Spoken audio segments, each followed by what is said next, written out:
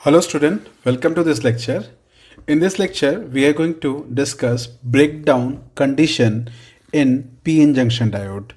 देखिए हम लोग जब p-n junction diode के बायसिंग के बारे में पढ़ रहे थे तब हम लोगों ने देखा था कि जब डायोड को जब आप रिवर्स बायस करते हैं तो रिवर्स बायस के दौरान आपने ऐसा कुछ देखा था कि ये हम लोग का रिवर्स बायस कंडीशन में अगर करंट वर्सेस वोल्टेज का ग्राफ बनाया जाता था तो इनिशियली आप देख रहे थे कि आप वोल्टेज बढ़ाते जाइए करंट का वैल्यू नहीं बढ़ता और उसे कहते थे रिवर्स सैचुरेशन करंट।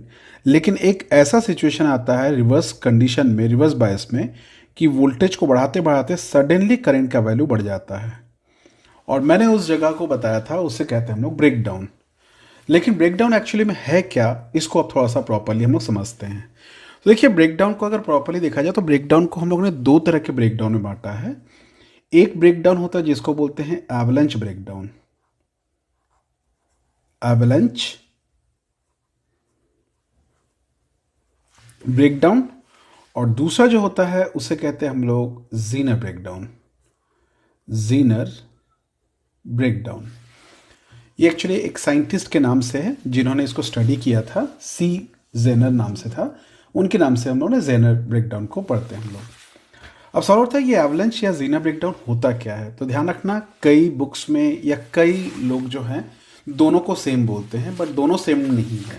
भले ही दोनों सेम फिनोमिना है, दोनों में ही ब्रेकडाउन हो रहा है, बट दोनों एकदम डिफरेंट फिनोमिना है, दोनों डिफरेंट चीज़ों को एक्सप्रेस करते हैं। तो चलिए पहले हम लोग बात करते हैं एवलंच के बारे में बात करते हैं। तो ये दोनों ही चीज़ ध्यान रखेंगे रिवर्स बायस कंडीशन में ही मिलता है, फॉरवर्ड बायस में ऐसा नहीं होता है। तो this type of breakdown will always be obtain during reverse bias condition. अब हम लोग क्या कर रहे हैं, इस जो डायोड है, जब डायोड को रिवर्स बायस में रखा गया था तो आपको बताया गया था, कुछ ऐसा सिचुएशन बताया गया था कि आप जैसे जैसे जैसे ये डायोड है, डायोड में मैंने एक साइड को पी साइड ले लिया और एक को एन साइड ले लिया। ओके, ये वाला इस तरह से ले लिया, तो ये पी साइड है और ये वाला एन साइड है और ये था हमारा जंक्शन। और रिवर्स बायस का कंडीशन आपको पता है कब होता है, जब ई वाले को नेगेटिव लेते हो और ये वाले को आप पॉजिटिव लेते हो।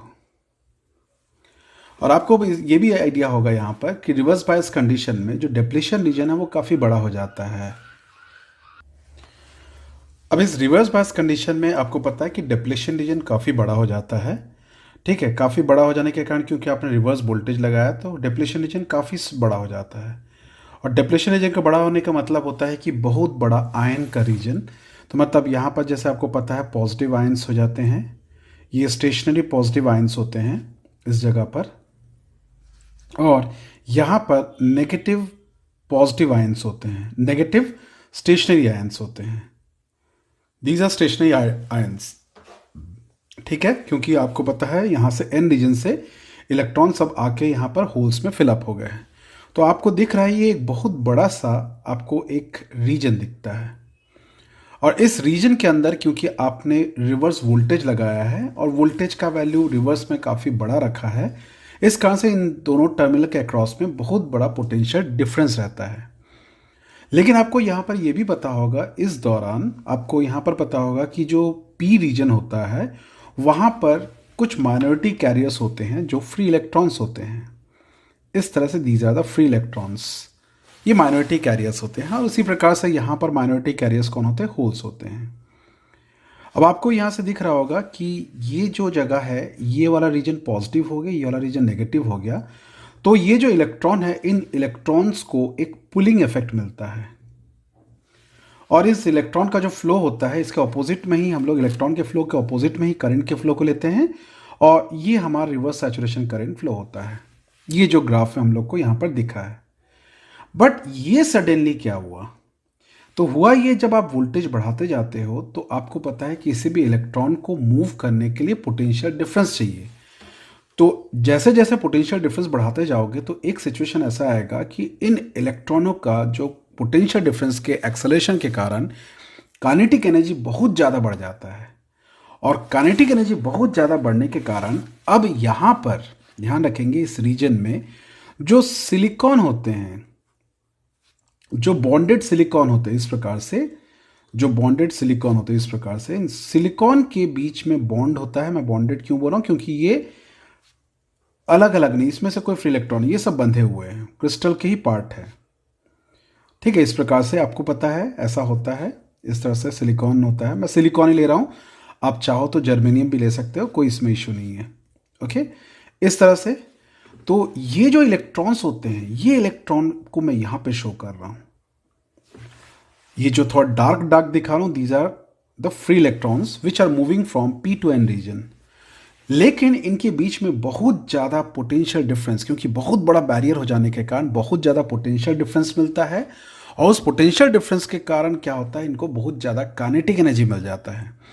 और इस काइनेटिक एनर्जी के कारण वो क्या करता है, इनके बॉन्ड बनाने में आउटर मोस्ट शेल के जो इलेक्ट्रॉन्स होते हैं, उन इलेक्ट्रॉनों को ये इलेक्ट्रॉन जो है, जो फ्री मूविंग इलेक्ट्रॉन है, जाके नॉक ऑफ कर देता, मतलब बाहर निकाल देता है धक्का मार के। जैसे ही यहां से धक्का मार के बाहर निकलता है तो यहां से एक इलेक्ट्रॉन और ये वाला एक इलेक्ट्रॉन, दो इलेक्ट्रॉन बन गए। ये दो इलेक्ट्रॉन जाके किसी और आउटर मोस्ट शेल वाले सिलिकॉन के किसी भी और एक इलेक्ट्रॉन को धक्का मार के निकाल देते हैं। ये भी जाके धक्का मार के निकाल देता है। तो देखिएगा, एक का दो हो गया, दो का चार हो गया। और इस प्रकार से क्या होगा, आप देखोगे ज्योमेट्रिक प्रोग्रेशन में सडनली इलेक्ट्रॉन का नंबर बढ़ जाता है। और जहां सडनली बहुत सारे इलेक्ट्रॉन का नंबर बढ़ गया तो आपको पता है करंट का वैल्यू बढ़ जाएगा, and this is your current. ये इसलिए आप अचानक देखते हो करंट का वैल्यू बढ़ गया। और इस फिनोमिना को हम कहते हैं एवलांच। इसको बोलते हैं एवलांच। इसे हम लोग कहेंगे एवलांच ब्रेकडाउन, कहेंगे एवलांच ब्रेकडाउन। ओके, और जिस वोल्टेज पे ये होता है उसे हम लोग वी ब्रेकडाउन से रिप्रेजेंट कर सकते हैं, वी ब्रेकडाउन। ठीक है, वी ब्रेक से या वी ब्रेकडाउन से रिप्रेजेंट कर सकते हैं। ठीक, एवलांच का एक्चुअली मतलब क्या होता है, अगर आपको थोड़ा ध्यान आता होगा, एवलांच बहुत कॉमन फिनोमेना है, आप लोगों ने सुना होगा। जब क्या बोलते, कभी भी किसी पहाड़ में, बर्फीले पहाड़ में, जब थोड़ा सा भी बर्फ फिसलता है, सरकता है, तो वो बर्फ जो फिसलते हुए सरकते हुए नीचे के बर्फ को भी साथ में ले लेता है, और सडनली बहुत सारा बर्फ एक साथ क्या होता है, फ्लो होता हुआ आता है, पहाड़ी से नीचे गिरता है। उसे कहते हैं अपन एवलांच। बहुत खतरनाक होता है, लोग उसमें कई बार दब जाते, दब के मर जाते हैं। वैसे एवलांच को बहुत डेंजरस मानते हैं। और ये भी एक एवलांच, उसी बर्फ का जैसे एवलांच होता है, उसी तरह का फिनोमेना को शो करता है कि एक रिलीज होता, एक मूव करता रहता है, जिसका काइनेटिक एनर्जी बहुत तेज रहता है। वो क्या करता है, जो सिलिकॉन का जो आउटर मोस्ट शेल के इलेक्ट्रॉन, जो बॉन्डेड इलेक्ट्रॉन है, उनके बॉन्ड को तोड़ के उनके इलेक्ट्रॉनों को क्या कर देता है, बाहर निकाल देता है। और वो इलेक्ट्रॉन भी क्या होता है, इसी पोटेंशियल डिफरेंस के इन्फ्लुएंस में आके वो भी बहुत तेजी से मूव करते हैं, और वो जाके आगे के इलेक्ट्रॉन बॉन्ड को तोड़ देते हैं, वहां से और इलेक्ट्रॉन को रिलीज करते हैं। इस तरह से सडनली ज्योमेट्रिकल प्रोग्रेशन के पॉइंट ऑफ व्यू से अगर देखा जाए, हम लोग का number of electrons suddenly raise हो जाता है, और जिसके कारण करंट आपका सडनली बढ़ जाता है।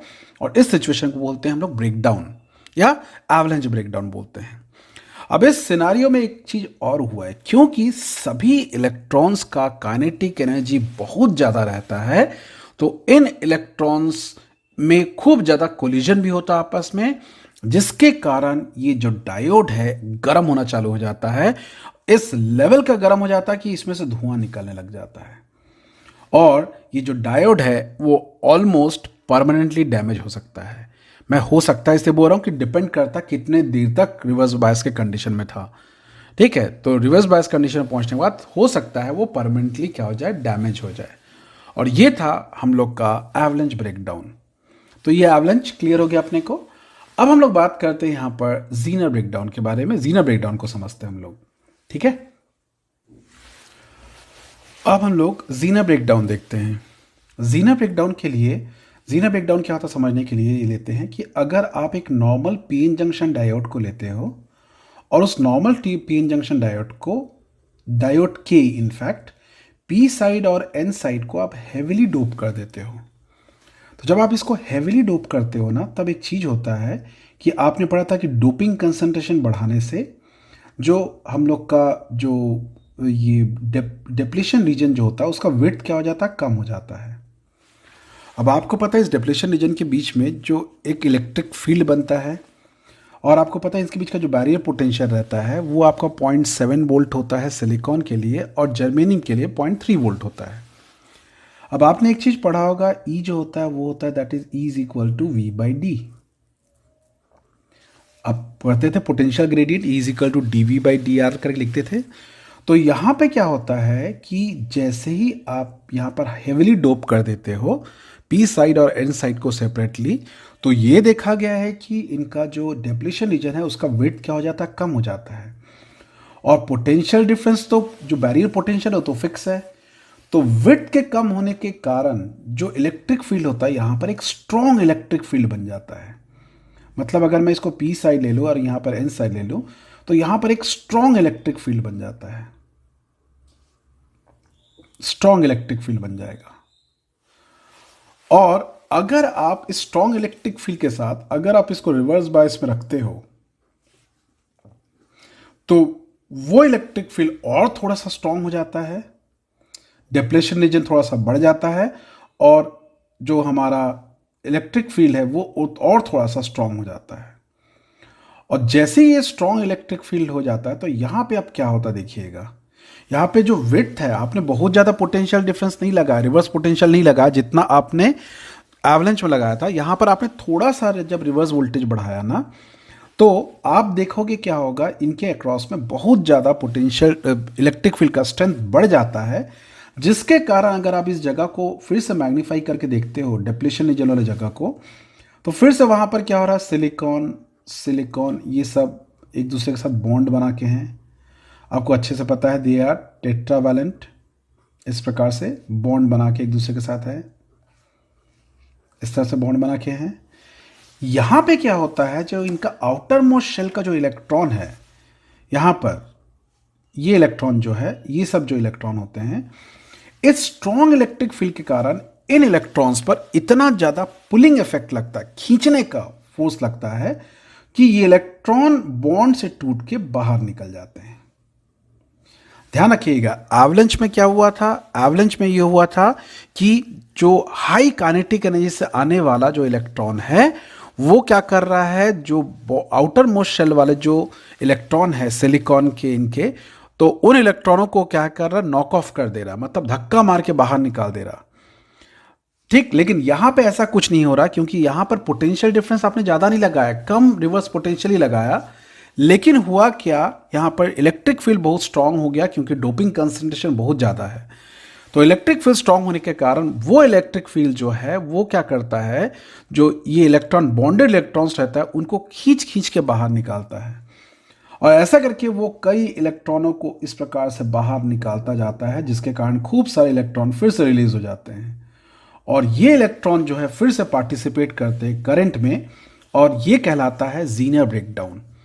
और जिस वोल्टेज पे ये होता है इसको क्या बोलते हैं हम लोग, जीनर ब्रेकडाउन वोल्टेज कहते हैं हम लोग। लेकिन एक चीज आप ध्यान से देख रहे होंगे यहां पर पिछले वाले में इसमें क्या अंतर हो रहा है, इसमें इलेक्ट्रॉन जो है बहुत तेजी से नहीं मूव कर रहे हैं, ऐसे इलेक्ट्रॉन का काइनेटिक एनर्जी ज्यादा नहीं है, लेकिन इलेक्ट्रॉन पर खींचने वाला फोर्स ज्यादा है, बोल के इलेक्ट्रॉन क्या हो जा रहा है, बॉन्ड से टूट के बाहर निकल जा रहे हैं। इस कारण से यहां पर इलेक्ट्रॉनों का काइनेटिक एनर्जी बहुत ज्यादा नहीं होने के कारण इनमें कोलिजन भी होता है तो बहुत ज्यादा हीट लिबरेट नहीं होता। इसलिए इस केस में अगर रिवर्स बायस में अगर ब्रेकडाउन भी हो जाता है तो कोई हीट जनरेट नहीं होता, या होता भी है तो बहुत कम हीट जनरेट होता है, जिसके कारण हमारा जो डायोड है, जीनर डायोड जो है इस तरह का डायोड जो है वो हम लोग का क्या हो जाता है, वो सेफ रहता है, वो खराब नहीं होता है। और इस तरह के डायोड को ही हम लोग क्या कहते हैं, जीनर डायोड कहते हैं, जो ब्रेकडाउन में भी काम करे और ब्रेकडाउन को हटा देने के बाद वो फिर से अपना नॉर्मल रिकवर कर ले। इस तरह के डायोड को हम लोग जीनर डायोड कहते हैं। तो मतलब जीनर डायोड एक्चुअली में क्या होता है, जो diode normal PN junction diode को ही अगर आप हेविली डोपिंग कर देते हो तो वो बन जाएगा जीनर डायोड। अब आप एक चीज देखोगे, यहाँ पर एक और भी चीज को देखोगे, बोले सर एवलेंच और ब्रेकडाउन में क्या डिफरेंस समझ में आएगा हम लोग को। देखिए जब रिवर्स बायस लगाते हो ना, ऐसा अगर देखते हो आप ग्राफ में, तो जब आप रिवर्स बायस लगाते हो ना तो रिवर्स बायस के कंडीशन में जो एवलेंच आता है वो बहुत बड़ा सा, जब आप रिवर्स वोल्टेज लगाते हो तब आपको एवलेंच मिलता है। दिस इज द एवलेंच, इसलिए मैं इसको वी ब्रेक डाउन लिख रहा हूं। कौन सा वाला? एवलेंच वाला। लेकिन आपने देखा जीनर ब्रेकडाउन के कंडीशन में क्या हो रहा था कि आपने डोपिंग कंसंट्रेशन बढ़ाने के कारण इलेक्ट्रिक फील्ड ऐसे ही अंदर बहुत स्ट्रांग है, और आपने थोड़ा सा रिवर्स वोल्टेज लगाया तो इलेक्ट्रिक फील्ड और स्ट्रांग हो गया, जिसके कारण बॉन्ड टूटने लग गए। मतलब इसमें आपने कम वोल्टेज में ही ब्रेकडाउन ले आया। तो इसीलिए अगर आप ग्राफ बनाओगे जीनर का तो आपको ऐसा दिखेगा। This is for Zener breakdown. ये आपका जीनर ब्रेकडाउन को बता रहा है। ओके, ये हमारा जीनर ब्रेकडाउन को रिप्रेजेंट कर रहा है। तो क्या क्या समझ में आया हम लोग को? एवलेंच ब्रेकडाउन में जो हम लोग का डिप्लीशन रीजन बहुत ज़्यादा रिवर्स वोल्टेज में जनरेट होता है, जिसमें इलेक्ट्रॉनों का काइनेटिक एनर्जी बहुत ज़्यादा होता है, जिसके कारण वो क्या करता है, वो अपना जो डायोड रहता है डायोड को गर्म कर देता, जला देता, और मे भी वो परमानेंटली ख़राब कर दे। ओके, लेकिन अगर मान लेते हैं किसी भी पीएन जंक्शन डायोड को अगर हेविली आप डोप कर देते हो, तो ऐसे सिचुएशन में क्या हो जाता है, इनके अक्रॉस का इनका जो डिप्लीशन रीजन होता है उसका विड्थ पतला हो जाता है, जिसके कारण इलेक्ट्रिक फील्ड बहुत स्ट्रांग बनता है। और आप थोड़ा सा और रिवर्स वोल्टेज लगा देते हो, थोड़ा सा रिवर्स वोल्टेज लगाते हो, तो क्या हो जाता है, इलेक्ट्रिक फील्ड और स्ट्रांग होने के कारण वो जो बॉन्ड के जो आउटर मोस्ट शेल के इलेक्ट्रॉन्स हैं उनको खींच खींच के बाहर निकालता जाता है, और इस कारण से सडनली करंट का वैल्यू बढ़ जाता है, और इसे कहते हैं हम लोग जीनर ब्रेकडाउन। और ऐसा डायोड जिसको आप हेविली डोप करके यूज कर सकते हो उसे कहते हैं हम लोग जीनर डायोड कहते हैं। ओके, और डोपिंग कंसंट्रेशन जितना ज्यादा करोगे आपका जो ब्रेकडाउन है वो और पहले आ जाएगा। मतलब अगर दो केस दिया गया है, ओके, तो इन दोनों केस में क्या होगा, इसमें डोपिंग कंसंट्रेशन कम है, इसमें डोपिंग कंसंट्रेशन ज़्यादा है। जितना ज़्यादा डोपिंग कंसंट्रेशन उतना जल्दी ब्रेकडाउन आ जाएगा। तो इसीलिए कभी भी जब डायोड बनाया जाता है तो किस कंडीशन पे काम करने वाला उस हिसाब से उसमें डोपिंग कंसंट्रेशन लाया जाता है। बट ये ज़रूर ध्यान रखा जाता है कि हम लोग कभी भी जब डायोड को यूज़ करें तो उस समय किसी भी तरह से ना वो डायोड जो है हमारा वो ब्रेकडाउन में ना पहुंचे, क्योंकि ब्रेकडाउन में आपको पता है कि क्योंकि देखिए डायोड का मेन पर्पस होता है कि एक डायरेक्शन में करंट को फ्लो होने देना, दूसरे डायरेक्शन में करंट को फ्लो नहीं होने देना। और अगर ब्रेकडाउन में लगा दिए तो दूसरे डायरेक्शन में भी करंट फ्लो करने लग जाएगा, फिर वो तो नॉर्मल वायर ही बन गया, फिर हमारे कोई मतलब का ही नहीं इतना सारा चीज़ पढ़ने का। तो ये बेसिकली हम लोग का एक जीनर डायोड होता है। और जीनर डायोड को दिखाते कैसे हम लोग, जीनर डायोड को दिखाते कैसे मैं इसको एक बार ऑलरेडी बता चुका हूँ। जीनर डायोड को हम लोग कुछ इस तरह के नोटेशन से शो करते हैं। ये इस तरह का नोटेशन होता है जीनर डायोड का। जैसे ये रहा डायोड और इसमें जीनर डायोड है बोल के हम लोग क्या करते हैं, ऐसा लिखते हैं, जेड लगा देते हैं। जैसे आपने जेड लगा दिया, नाउ इट इज व जीनर डायोड। तो नॉर्मल डायोड के कंपैरिजन में जीनर डायोड जो होता है वो हमारा उसमें डोपिंग कंसंट्रेशन ज़्यादा होता है। और जीनर डायोड को मतलब मेनली इसको हम लोग ब्रेक डाउन के कंडीशन में ही काम करते हैं, ब्रेक डाउन रिवर्स बायस में ही यूज में लाया जाता है, क्योंकि इसको हम लोग ब्रेक डाउन में काम करवाना है। तो this is how we represent what Zener break down. अब हम लोग ये देखेंगे कि जो जीनर डायोड के बारे में बात किया हम लोगों ने कि जीनर डायोड को हम लोग ब्रेक डाउन में यूज़ कर सकते हैं, और ब्रेक डाउन में यूज़ करने के कारण उसमें हम लोग देखते हैं वो सेफ भी रहता है और साथ में उसमें कोई हीट भी जनरेट नहीं होता है। तो अब सवाल उठता है इस ब्रेक डाउन को लेकर करेंगे क्या हम लोग। तो चलिए उसी पर बात करते हैं हम लोग। तो हम लोग का अगला जो चीज़ रहेगा that is Zener diode as a voltage regulator. तो देखिए क्या होता है, ये वोल्टेज रेगुलेटर क्या होता है इसको थोड़ा समझेंगे हम लोग। देखिए आपने जीनर डायोड का जब जीनर डायोड का जब आपने वो देखा था, इसका कैरेक्टरिस्टिक ग्राफ देखा था वी वर्सेस आई का, तो ये हमारे पास आई था और ये रिवर्स बायस में वी था। अब चाहे जीनर बोलो चाहे आप एवलेंच बोलो, दोनों ही केस में आपने एक चीज़ देखा होगा कि पहले करंट का वैल्यू बहुत कम फ्लो होता है, ऑलमोस्ट नेग्लिजिबल, उसका सडनली करंट का वैल्यू क्या हो जाएगा, बढ़ जाता है। ओके और इस दौरान आपने एक चीज़ गौर से देखा होगा, अगर आप इस ग्राफ को बढ़ाते हो, देखोगे ग्राफ को डॉटेड लाइन से कंपेयर करते हो, तो आप देख रहे हो कि ब्रेकडाउन के कंडीशन में जो वोल्टेज रहता है, जीनर वोल्टेज जो रहता है वो हमारा कांस्टेंट हो जाता है। मतलब जो डायोड होता है, डायोड के अक्रॉस का जो वोल्टेज होता है, पोटेंशियल डिफरेंस जो होता है कांस्टेंट हो जाता है। इसी फिनोमिना को हम लोग यूज़ करते हैं वोल्टेज रेगुलेटर में। अब सवाल ये उठता है वोल्टेज रेगुलेटर की क्या आवश्यकता है, क्या ज़रूरत है। तो चलिए मैं यहाँ पर आपको एक छोटा सा एग्जाम्पल से बताता हूँ तो आपको ज़्यादा बेहतर तरीके से समझ में आएगा। जैसे मान लीजिए आपके पास एक बल्ब है, सपोज हम लोग एज्यूम करते हैं दिस इज अ बल्ब। ये हमारे पास एक बल्ब है और इस बल्ब का ये है कि इस बल्ब को किसी भी हालत में 3 वोल्ट से ज़्यादा का वोल्टेज नहीं देना है, नहीं तो ये बल्ब खराब हो जाएगा। 3 वोल्ट से कम दोगे तो ठीक ठाक जलेगा, कोई इश्यू नहीं है, लेकिन 3 वोल्ट से ज़्यादा हो गया तो ये बल्ब क्या हो जाएगा, खराब हो जाएगा। अब हमारे पास एक प्रॉब्लम ये है कि प्रॉब्लम इस प्रकार से आ जाता है, हमारे पास एक बैटरी सोर्स है या पावर सोर्स है या वोल्टेज सोर्स है और इस वोल्टेज सोर्स में आपके पास, आपको पता है वोल्टेज सोर्स में एक टर्मिनल पॉजिटिव होगा और दूसरा टर्मिनल क्या होगा, नेगेटिव होगा। लेकिन ये थोड़ा सा डिफेक्टिव टाइप का है और डिफेक्टिव टाइप का मतलब क्या होता है, ये कांस्टेंट वोल्टेज नहीं देता, ये 1 वोल्ट से लेकर ये 3 वोल्ट तक का वोल्टेज सप्लाई कर सकता है।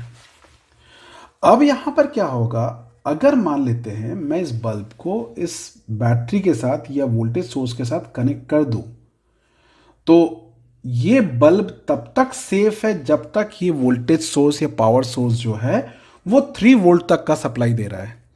लेकिन 3 वोल्ट से जहां 4 वोल्ट हुआ ये हम लोग का, तो वो क्या कर देगा, हम लोग का इस बल्ब को उड़ा देगा। और हमने जो बताया ये हमारा जो वोल्टेज सोर्स है ये 1 वोल्ट से लेकर 5 वोल्ट तक कुछ भी देते रहता है, कभी कम देता है, कभी ज़्यादा देता है, कभी कम देता है, कभी ज़्यादा देता है। तो इस कारण से क्या करते हैं हम लोग, इसको यूज़ करना हमारे लिए थोड़ा सा दिक्कत है, ये बल्ब को ख़राब कर देगा। तो क्या किया जाए, तो हम लोगों ने इसके लिए कुछ व्यवस्था किया। क्या अरेंजमेंट किया, उस अरेंजमेंट को एक बार देखते हैं हम लोग। तो अरेंजमेंट से पहले एक छोटा सा चीज़ समझ जाइए। जैसे मैंने बोल दिया कि हम लोगों ने एक जीना डायोड लिया है। जीना डायोड जो लिया गया, उस जीना डायोड के बारे में मैंने ये बताया कि उस जीना डायोड का ब्रेकडाउन वोल्टेज जो है वो हमारा 3 वोल्ट है। मतलब जो जीनर ब्रेकडाउन वोल्टेज है 3 वोल्ट है। तो मतलब अगर आप 3 वोल्ट से कम में अगर आप इसको रिवर्स बायस में रखते हो तो it behaves like an insulator, मतलब इसमें से कोई करंट फ्लो नहीं होगा रिवर्स बायस में। लेकिन जैसे ही आप 3 वोल्ट से ज़्यादा, 3 वोल्ट या 3 वोल्ट से ज़्यादा कर दिए वोल्टेज, तो तुरंत हमारा जो जीना डायोड है वो क्या करेगा, कंडक्ट करना चालू कर देगा। मतलब अगर V का वैल्यू लेस देन 3 वोल्ट है तो आपका जो जीना डायोड है, मैं यहां पर इसको जीना डायोड को बना के बता रहा हूं, जो जीना डायोड है और रिवर्स में रख रहा हूं मैं ना, रिवर्स में हम लोग बात कर रहे हैं, तो ये वाला पार्ट माइनस हो गया, ये वाला पार्ट क्या हो गया, सॉरी ये वाला पार्ट प्लस हो गया, ये वाला पार्ट हमारा माइनस हो गया। तो ऐसे सिचुएशन में अगर 3 वोल्ट से कम है अप्लाइड वोल्टेज, तो हमारा जो डायोड है वो डायोड एक ओपन सर्किट की तरह बिहेव करता है, क्योंकि आपको पता है किसी भी प्रकार का कोई करंट फ्लो नहीं करता। लेकिन अगर V का वैल्यू इक्वल टू 3 वोल्ट हो गया तो तब हमारा जो जीना डायोड है वो ब्रेकडाउन में आ जाता है। और आपको अच्छे से पता है कि ब्रेकडाउन में जो होता है वो क्या करता है, करंट को अलाउ करता है। तो ये तुम्हारा प्लस होगी, ये माइनस होगा, इस सिचुएशन में करंट को अलाउ करेगा और इस कारण से हम लोग इसको एक नॉर्मल कंडक्टिंग वायर मानेंगे। मतलब अगर मैं इस पॉइंट को A मान लेता हूं और इस पॉइंट को B मान लेता हूं, तो इस A B के बीच में हम लोग ये अज्यूम करके चलेंगे कि कोई भी प्रकार का कोई गैप नहीं है, एक नॉर्मल कंडक्टर की तरह बिहेव कर रहा है। लेकिन यहाँ पर एक और भी बात बहुत अच्छा चीज़ हो जाएगा कि आपने देखा यहाँ पर कि ब्रेकडाउन के कंडीशन में जो डायोड होता है उसके अक्रॉस का पोटेंशियल डिफरेंस कांस्टेंट हो जाता है, जो उसका जीना ब्रेकडाउन पोटेंशियल होता है वही होता है। तो मैंने जो डायोड अभी लिया है वो डायोड कितना लिया है, मैंने बताया उसका ब्रेकडाउन 3 वोल्ट है। तो मतलब अभी A और B के बीच का जो पोटेंशियल डिफरेंस बताएगा वो 3 वोल्ट बताएगा। अब इस मैकेनिज्म को हम लोग यूज करेंगे किसके लिए, एक रेगुलेटेड वोल्टेज सप्लायर बनाने के लिए या वोल्टेज रेगुलेटर के रूप में। तो हमारे पास ये एक डिफेक्टिव पावर सोर्स है, इस डिफेक्टिव पावर सोर्स को लेते हैं। So this is the defective power source जो आपका क्या करता है, ये 1 वोल्ट से लेकर 5 वोल्ट तक का सप्लाई देते रहता है लगातार, जिसमें बार बार चेंज होते रहता है। उसके बाद ये वाला टर्मिनल जो है ये वाला टर्मिनल जो है वो पॉजिटिव टर्मिनल हो गया और ये वाला टर्मिनल जो हो जाएगा वो नेगेटिव टर्मिनल हो गया।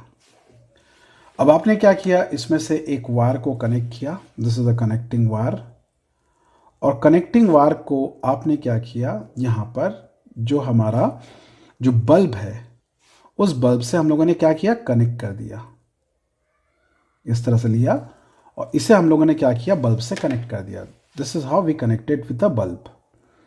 वो बल्ब जो 3 वोल्ट से नीचे में जलता है, लेकिन 3 वोल्ट या उससे ज़्यादा हो जाए तो वो क्या हो जाए, 3 वोल्ट से ज़्यादा हुआ तो ख़राब हो जाएगा। अब यहाँ पर ये हमारा जो सप्लायर है ये 1 से 5 वोल्ट है, तो 1 वोल्ट तक जब तक रहेगा बल्ब ठीक जलेगा, 2 वोल्ट तक जब तक रहेगा बल्ब ठीक जलेगा, 3 वोल्ट तक भी बल्ब ठीक जलेगा। जहाँ ये 4 वोल्ट दिखाया तो तुरंत बल्ब खराब हो जाएगा।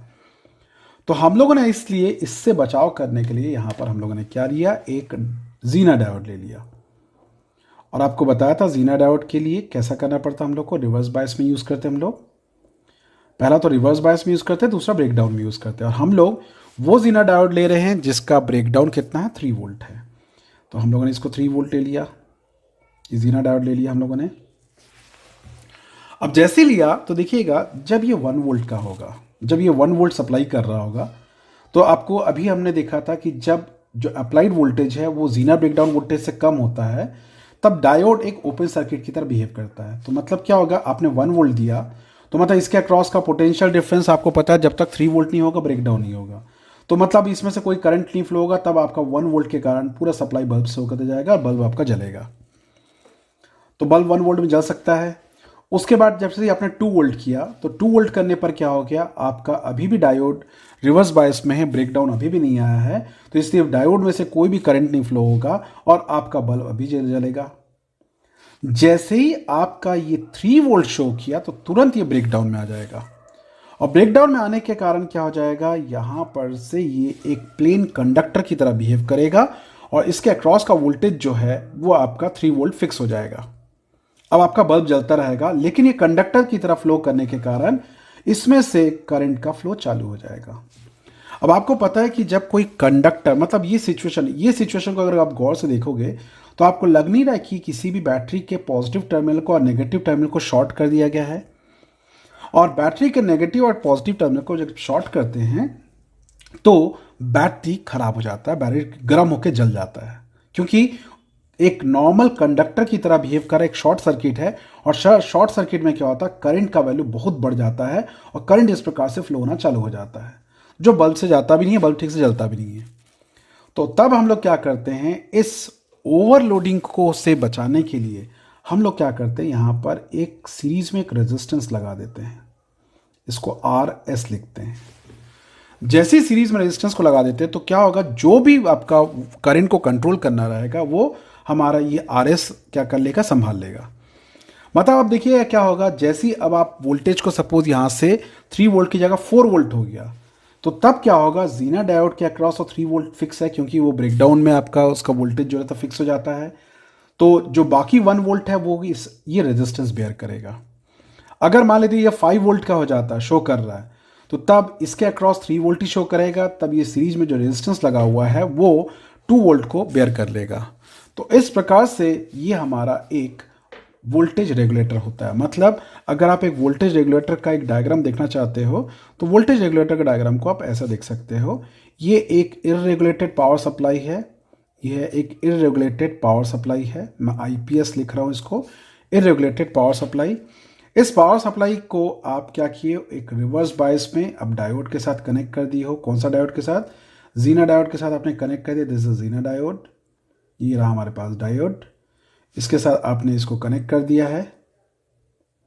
और यहां पर आप आउटपुट चाहते हो, this is the output, that is regulated power supply चाहते हो, regulated power supply, okay, regulated power supply, okay. और क्योंकि जब ब्रेकडाउन के कंडीशन में रहता है उस समय डायोड जो रहता है वो शॉर्ट कर देता है सर्किट को, इसलिए क्या होता है, बहुत ज़्यादा करंट फ्लो होता है। उससे बचने के लिए हम लोगों ने सीरीज में यहाँ पर क्या लगा दिया, एक रेजिस्टेंस लगा दिया, दैट इज RS। तो this is the basic diagram of regulated power supply.